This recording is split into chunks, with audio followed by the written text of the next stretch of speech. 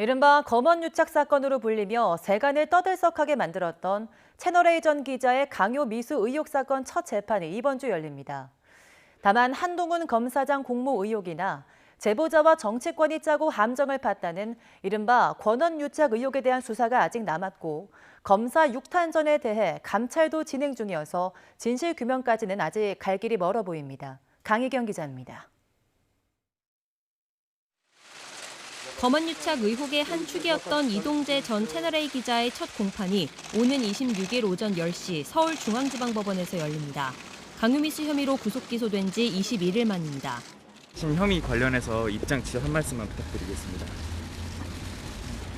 검찰 수사가 좀 편파적이라고 보시는 입장이시고 좀 한 말씀 부탁드릴게요.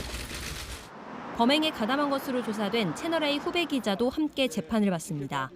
핵심 쟁점은 강요죄가 성립하는지 여부입니다.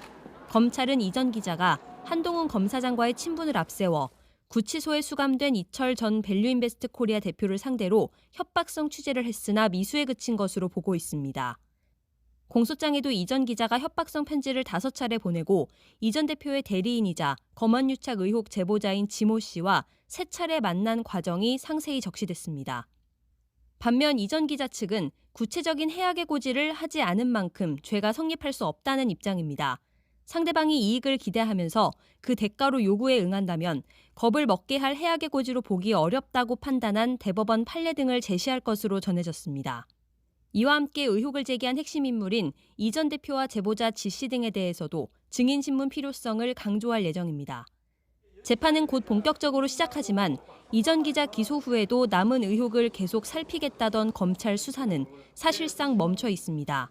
검찰 수사심의위원회에서 한 검사장에 대해 불기소 권고를 한 데다 정기 인사까지 맞물리면서 한 검사장의 공모 혐의는 물론 제보자와 정치권이 짜고 함정을 팠다는 이른바 권언 유착 의혹 수사도 지지부진한 상황입니다.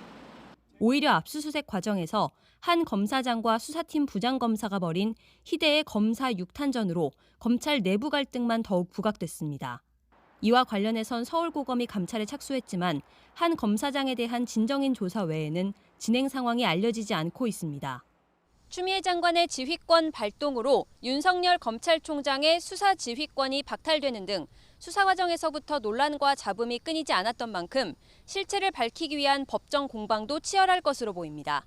YTN 강희경입니다.